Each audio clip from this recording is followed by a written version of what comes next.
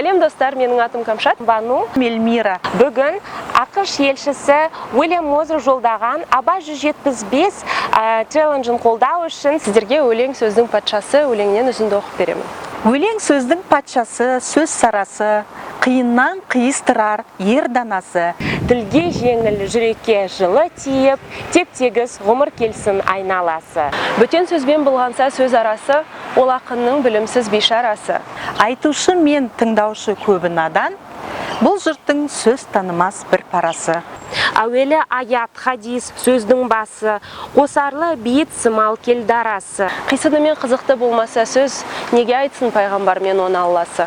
Ал енді эстафетаны сіздерге парақшамыздың оқырмандарына жолдаймын. Естеріңізде болса, осыдан біршама уақыт бұрын бас консул Эрик Майер да Абайдың өлеңін жаттаған болатын. Ол туралы біз Kazakh Lessons хэштегімен белгіленген видео түсіргенбіз. Оны да көруді ұмытпаңыздар.